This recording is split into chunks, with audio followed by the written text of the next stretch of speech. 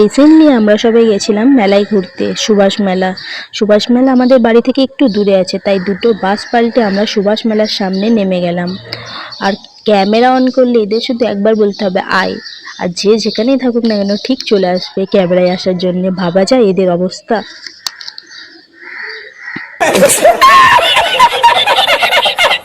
এখনো কিন্তু মেলা শুরু হয়নি, এটা মেলায় যাওয়ার রাস্তা। রাস্তার মধ্যে কত সুন্দর সুন্দর বাচ্চাদের খেলনার জিনিস, পার্স, কসমেটিক্স, টুপি, হরিণ, কত সুন্দর সুন্দর জিনিস বিক্রি হচ্ছে। আর এই ফ্লাওয়ারগুলো তো আরোই সুন্দর ছিল, খুবই সুন্দর ছিল ঘর সাজানোর জন্যে। পিঠে সুন্দর সুন্দর ডিজাইন না পারলেও কোনো কষ্ট নেই, এখান থেকে পিঠে ডিজাইনেরও জিনিস পাওয়া যাচ্ছিল। আর মাটির কাপগুলো তো জাস্ট অসাম ছিল। মাটির বোতলগুলোর দাম ছিল 120 টাকা।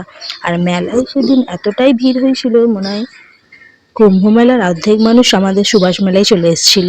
মেলায় ঢুকেই প্রথমে যে দোকানটা ছিল সেখানে শুধুই কাঠের তৈরি হাতের জিনিস পাওয়া যাচ্ছিল, হাতে বানানো জিনিস। আর খুব সুন্দর সুন্দর জিনিস ছিল এখানে। দেখো প্রত্যেকটা বেশিরভাগ জিনিসই হ্যান্ডমেড আছে।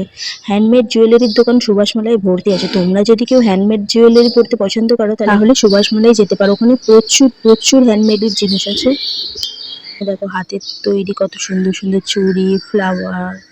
তারপর এখান দিয়ে আমরা একটা কানের কিনে নিই, আমি না আমার দিদি কিনে। এই কানেরটার দাম নিয়েছিল মাত্র 60 টাকা। তারপর ক্যান্ডেলগুলো দেখো, ক্যান্ডেলগুলো তো জাস্ট অসাম ছিল। এই মেয়ে ক্যান্ডেলটা কত সুন্দর।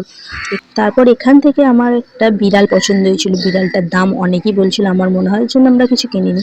আর মেলায় সব থেকে ভিড় হয়েছিল মনে হয় হরেক মাল 10 টাকার জিনিসের জায়গায়। আর তারপরে আমরা জিনিসপত্র দেখা দেখি করে ফুড কোর্টের দিকে চলে আসি। ফুড কোর্টে এসে 50 টাকা দামের একটা স্প্রিং রোল কিনি, 50 টাকা। হ্যাঁ, একটা আলুর দাম 50 টাকা। তারপরে এখান দিয়ে একটা দই বড়া নিয়ে নিই। দই বড়াটাও খুব ভালো ছিল, কিন্তু আমার দই বড়ার লোকের সঙ্গে একটু ঝগড়া হয়ে গেছিলো। তারপরেই আমরা এমনি মজা করতে করতে বাড়ির দিকে ফিরে আসি। ভিডিওতে একটু নয়েজ আসছে, তো তোমরা অ্যাডজাস্ট করে নিও। আর আমার এমনি ভিডিও দেখার জন্যে আমার চ্যানেলটাকে like, comment and subscribe please.